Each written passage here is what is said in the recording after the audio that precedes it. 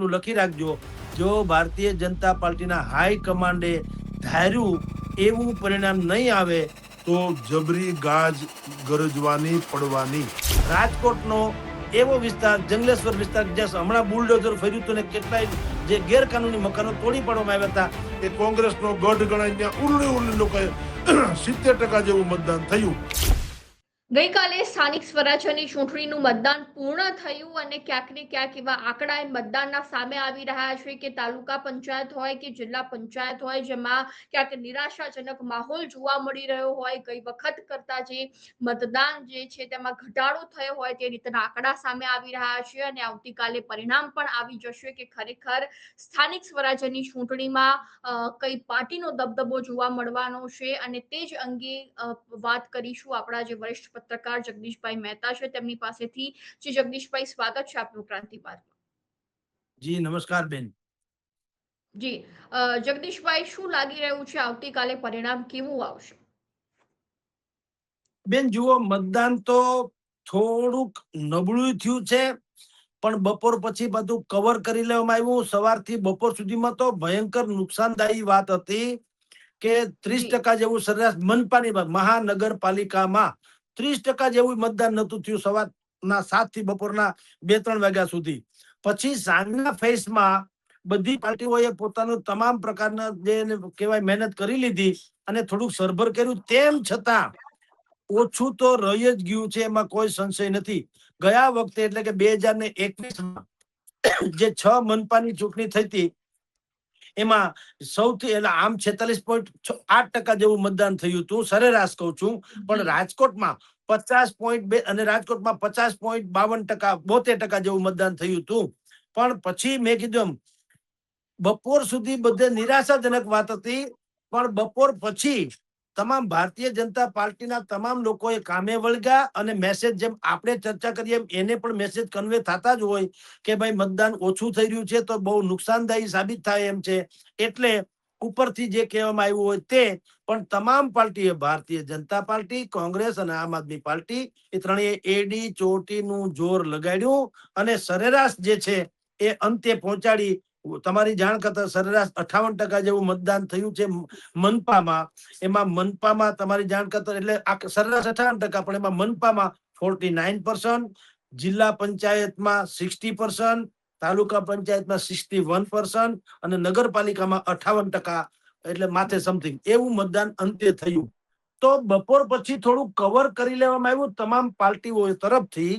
પરંતુ જે વાત હતી કે એન્ટી એસ્ટાબ્લિશમેન્ટનો અત્યારે સૌથી મોટો જુવાળ છે એટલે લોકો દાંત કચકચાવીને મતદાન કરશે, એવું નથી થયું. એટલે આ ભરેલું નાળિયેર શાસક વિપક્ષ બધાને આજની રાત છે એ ઊંઘવા નહીં દે, કારણ કે કાલ સવારથી તો પરિણામો જાહેર થવાની શરૂઆત થવાની છે. આજની રાતનો એનું ઉજાગરો નહીં, જાગરણ નથી, ઉજાગરો થવાનો.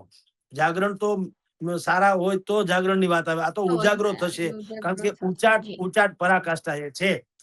તો પરિણામ મતદાન જે ઓછું થયું બેન, એમાં એનું કારણ તમને કહું.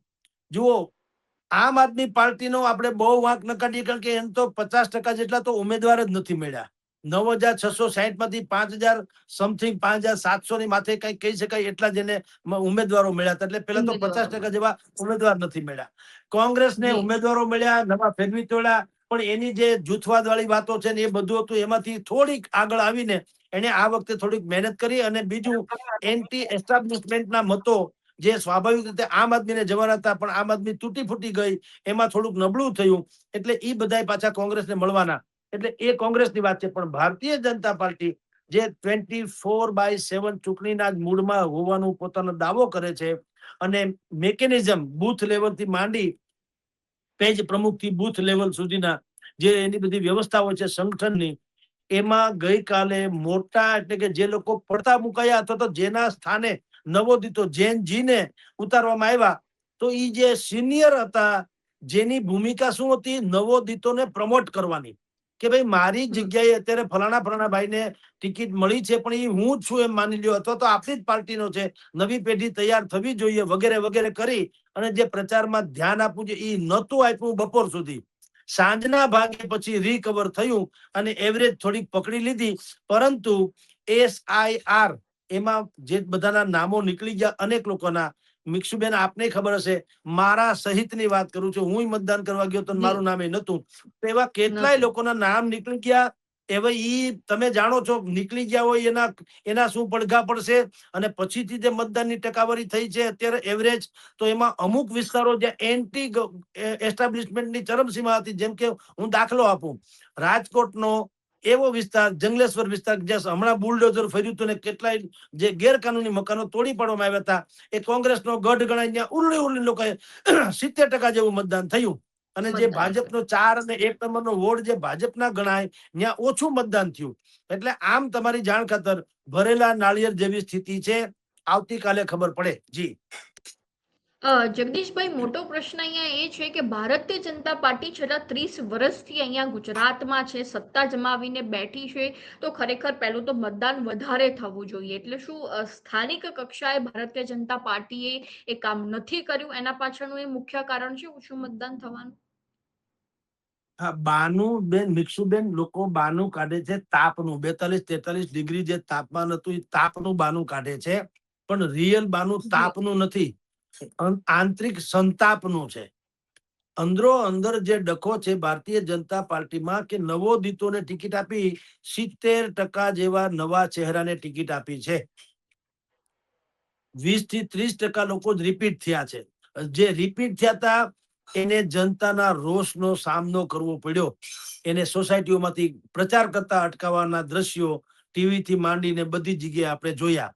તો જે નવોદિતો જે છે, જેની જવાબદારી સિનિયરોએ ઉતારવાની હોય છે, જવાબદારી લેવાની હોય છે સિનિયર લોકોએ, એ લોકો બિલકુલ બહાર ન નીકળ્યા. એને પ્રમોટ ન કર્યું, શિથિલતા દાખવી, તડકાના બાને, હાજા માંદાના બાને, ખોટા બહારગામ અનિવાર્ય કારણોસર જવું પડ્યું, એવા બધા બાનાબાજી કરીને એ લોકો પ્રચારથી ને બૂથ લેવલ સુધી મતદારોને લઈ જવાના કામમાં એનાથી અળગા રહ્યા, એટલે પ્રચંડ મતદાન ન થયું. અને હવે આવતીકાલે એનું રિઝલ્ટ આવશે ત્યારે એના પડઘા પડશે. એટલું લખી રાખજો, જો ભારતીય જનતા પાર્ટીના હાઈ કમાન્ડે ધાર્યું એવું પરિણામ નહીં આવે તો જબરી ગાજ ગરજવાની પડવાની. જી જી, પરંતુ જગદીશભાઈ, જ્યારે અમે સ્થાનિક કક્ષાએ ફર્યા હતા, ખાસ કરીને અમદાવાદ, વિસાવદર જેવા વિસ્તારોમાં, તો અમદાવાદની વાત કરીએ તો અમદાવાદના પૂર્વ વિસ્તારમાં સૌથી વધુ સ્થાનિકોમાં એ રોષ હતો કે છેલ્લા 30 વર્ષથી સરકાર છે તો અમારી પાસે ગટર નથી, અમારી પાસે સ્વચ્છ પાણી નથી આવી રહ્યું, અને આવી તકલીફોને કારણે અમે નથી કરી રહ્યા. તો શું આ ફેક્ટર એક કામ કરી ગયું ઓછું મતદાન થવા માટે? ના રે ના બેન, જુઓ, ગટર કઈ આ ગયા વખતે જ ગટર નાબૂદ કરી દીધી એવું તો નથી. 30 વર્ષથી શાસન ભાજપનું છે તો કોણ જીતાડે છે? આ પ્રશ્ન એવું છે મિક્ષુબેન, આપણા જેવા જે માધ્યમો છે ને, એને પોઝિટિવ વાતો કરીએ ઈ જો તમે બતાવો તો તમે ગોદી મીડિયા છો એમ કે, વિરુદ્ધમાં બતાવો છો, જેને આપણે જે વિસ્તારમાં જેને વિરુદ્ધની વાત કરો છો તો પાછા જીતે છે. તો ભારતીય જનતા પાર્ટી, જનતાએ પોતાની નાગરિકી ફરજ જે છે ને અદા કરવા નથી. એ લોકો ખાલી તમારા મારા માધ્યમ થકી, એટલે કે સોશિયલ મીડિયા હોય યા મેઇન મીડિયા હોય, એના માધ્યમ થકી ખાલી બખાડા કાઢે, બાકી રિઝલ્ટમાં કઈ પરિવર્તિત થતું નથી. અત્યારે તમને હું કહી દઉં, ફિગરમાં કઈ ફેર પડે તો મને કહેજો, કે સૌરાષ્ટ્રને લાગે વળગે ત્યાં સુધી રાજકોટ 18 વોર્ડની 72 બેઠક છે, જામનગર 16 વોર્ડની 64 બેઠક છે, ભાવનગરની 13 વોર્ડની 52 બેઠક છે. બરાબર, 72, 64 ને 52, રાજકોટ, જામનગર ને ભાવનગર. હવે તમે લખી રાખજો, આમાં ફિગર તમારે કાલ પાછા ટેલી કરવા થાય. ભારતીય જનતા પાર્ટીનું શાસન બરકરાર રહેશે. એમાં અનુક્રમે રાજકોટ, જામનગર ને ભાવનગર, એમાં ભારતીય જનતા પાર્ટીને 60, 40 એવી બેઠકો મળવાની છે. અને કોંગ્રેસને 12 થી 18, એટલે રાજકોટમાં 12 થી 16, પછી જામનગરમાં 10 જેટલી અને ભાવનગરમાં 10 થી 12 એ કોંગ્રેસને મળશે.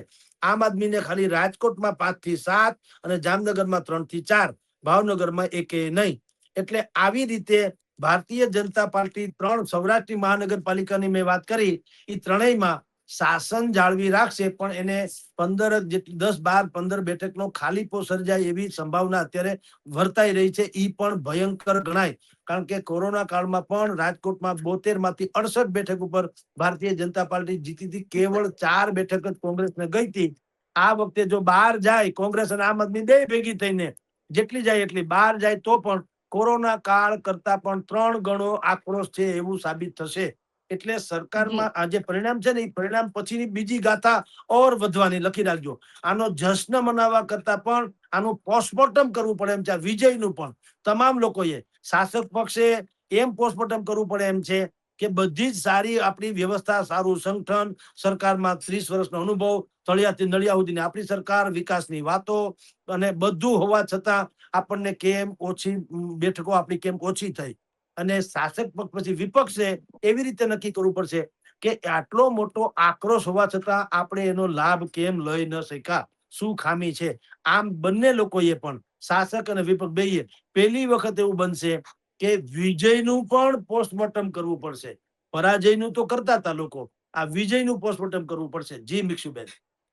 જી જગદીશભાઈ, બીજી બાજુ સૌરાષ્ટ્ર સિવાયના અન્ય કયા કયા વિસ્તારોમાં કેવો માહોલ જોવા મળી શકે છે ભાજપ કોંગ્રેસને જો લઈને? આપની જાણ ખાતર, મહાનગરપાલિકાને લાગે વળગે ત્યાં સુધી તો 3 જગ્યાએ ચૂંટણી હતી, પણ નગરપાલિકામાં મુખ્ય ગોંડલ, જેતપુર, ધોરાજી, વેરાવળ, પાટણ, કેશોદ, અમરેલી, ખંભાળિયા, આ બધા સહિતને, આમ તો સૌરાષ્ટ્રમાં અંદાજે 50 થી વધુ નગરપાલિકા છે, પણ આ નામ મેં વાંચે ચર્ચિત નામો છે.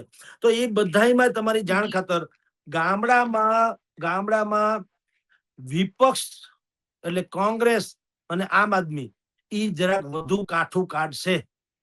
ન્યા મતદાનની ટકાવારી પણ 60 ની આળેગાળી, 60% એની ઉપર એવી મતદાનની ટકાવારી રહી છે. નહીતર સામાન્ય રીતે અહીંયા શહેરોમાં તો મિકેનિઝમને કારણે વધુ થતી હોય છે, ને ગામડામાં તડકો છે અને ખેડૂત જી ખેતરે ગયા છે ને બીજું બધું છે ને એવું બધું હોય. એને બદલે ગામડામાં બધાએ આપણી ભાષામાં કહે તો ઉરલીને મતદાન કર્યું છે. 60% આળેગાળીનું મતદાન થયું છે. એટલે ત્યાં સ્થિતિ જે છે એ પરિણામ એમ સૂચવે છે કે વિપક્ષો, પછી કોંગ્રેસ હોય કે આમ આદમી પાર્ટી હોય, એ ધારા કરતા વધુ એને કાઠું કાઢશે અથવા તો એને વધુ બેઠક મળશે. ભારતીય જનતા પાર્ટી માટે અનેક ગણો પડકાર ગામડાઓમાં, એટલે જિલ્લા તાલુકા પંચાયતની ચૂંટણીમાં જોવા મળશે. જી. જી તો બીજી બાજુ જગદીશભાઈ, વાત કરવામાં આવે તો 27માં વિધાનસભા આવી રહી છે, અને જ્યારે સ્થાનિક સ્વરાજ્યની ચૂંટણી તેનું સેમીફાઇનલ કહેવાતી હતી કે જે પરિણામો આવશે તેનાથી ખ્યાલ આવશે કે ખરેખર વિધાનસભામાં કેવું પરિણામ આવી શકે છે. તો હાલમાં જો ક્યાંક વિપક્ષ મજબૂત હોય તો 27માં પણ ભાજપને જોરદાર એવી ટક્કર તો મળી શકે. બિલકુલ મિક્ષુબેન, મળી શકે, પરંતુ ભાજપનો એક પ્લસ પોઈન્ટ તમને કહું ને વિપક્ષનો માઇનસ પોઈન્ટ કહું. વિપક્ષનો માઇનસ પોઈન્ટ પેલા કહું તો એ છે, એને ખબર છે કે બેનો શત્રુ કે હરીફ તો કોમન છે ભાજપ, પણ બેયમાં સંપ નથી. એકબીજા ઉપર આક્ષેપ કરે છે કે આ બી ટીમ ભાજપની છે, ઓલા કે આ બી ટીમ ભાજપની છે. બંને લોકો એકબીજાને બી ટીમ ગણાવે છે. કોઈ એ ટીમ તો છે નહીં. કોઈ પોતાને એ ટીમ તો કહેતો નથી. આમ આદમી પાર્ટી કોંગ્રેસને ભાજપની બી ટીમ છે, કોંગ્રેસ આમ આદમી ને ભાજપની બી ટીમ કે છે. તો એ ટીમ ક્યાં? એક તો ડખો ઈ છે. પોસ્ટમોર્ટમ ઈ કરવાનું છે. 27ની જો એને ફાઇનલમાં કઈક સારો ઉજળો દેખાવ કરવો હોય તો પેલા તો યા તો ગઠબંધન કરે, અથવા તો ગઠબંધન ન હોય તો ગઠબંધન ન હોય તો એને સેટિંગ કરવું જોઈએ કે જ્યાં પેનલ દીઠ આમ આદમી પાર્ટીના વધુ સારા ઉમેદવારો, અહીંયા કોંગ્રેસે પીછેહટ કરવી જોઈએ, કોંગ્રેસના સારા હોય આમ આદમી પીછેહટ કરે તો હજી કઈક મેળ કરે. એને જે રણનીતિ કહેવાય. હવે એ રણનીતિ પ્રમાણે ગોઠવણ તો કરતા નથી. તો વિપક્ષોએ ઈ સબક લેવાનો. અને એનાથી મોટી વાત શાસક પક્ષે, કારણ કે 30 વર્ષનું શાસન છે, એન્ટી એસ્ટાબ્લિશમેન્ટ આપોઆપ થઈ જતી હોય છે, એમાં કઈ કરવું પડે એમ નથી. તો એને કાઢવા જી માટે થઈને ટોટલી રણનીતિ બદલાવી પડશે, કારણ કે સંગઠન બહુ મોટું નબળું પડ્યું છે ને કેટલાક સિનિયર લોકોએ નિષ્ક્રિયતાની ચરમસીમા અત્યારે દાખવી છે. તો એ લોકોને પાઠ ભણાવવા પડશે અને નવી કોઈ પણ પ્રકારે એક આભા ઊભી કરવી પડશે. અત્યારે જે જનમાનસમાં ભારતીય જનતા પાર્ટી પ્રત્યે એન્ટી એસ્ટાબ્લિશમેન્ટની વાતો છે, એને ખાળવા માટે આ વિજયનું પોસ્ટમોર્ટમ, આની ઉજવણી નહીં, પોસ્ટમોર્ટમ કરીને હવે જે સંગઠનમાં ફેરફાર કરવો પડશે, એ કર્યા વગર છૂટકો નથી. જી. એટલે જ્યારે સ્થાનિક સ્વરાજ્યની ચૂંટણીમાં ભાજપને ક્યાંક ઓછી બેઠકો મળી શકે ગઈ ચૂંટણી કરતા, તો સૌથી મોટું કારણ કયું રહેશે જગદીશભાઈ? મેં આપને કીધું તો ખરું, સિનિયરોની નિષ્ક્રિયતા અને સત્તા વિરોધી માનસ, આ બે વસ્તુની જો તમે એને ડેમેજ કંટ્રોલ નહીં કરે તો સ્થિતિ બરકરાર રહેશે. એ પણ ભારતીય જનતા પાર્ટી હંમેશા જેવી જરૂર પડે એવી પરિવર્તન કરવા માટે તેને ટેવાયેલી છે. આપણે બધા જાણીએ છીએ, જામનગર જુનાગઢનો ઇતિહાસ છે કે 5 વખતના સાંસદ એવા ભાવનાબેન ચીખલિયા અને 7 ટર્મના ધારાસભ્ય એવા મહેન્દ્રભાઈ મસરૂ, એને પણ આ લોકોએ ચૂંટણીમાં ઉતાર્યા હતા. એટલે ઈ પરિવર્તન તો બધું કરે જ છે. તમારી જાણ ખાતર એવું પરિવર્તન કરશે તો વાંધો નહીં આવે ભારતીય જનતા પાર્ટીને. અને આપણે કહેવાની જરૂર નથી, એ તો પહેલેથી જ આ ટાઈપમાં ટેવાયેલું છે. તો 2027ની સેમીફાઇનલ નહીં, ફાઇનલ એને જીતવી હોય તો એને સ્વાભાવિક જ સંગઠન અને રણનીતિ બેને બદલવી પડશે. જી જી જગદીશભાઈ, ધન્યવાદ આપનો માહિતી આપવા બદલ.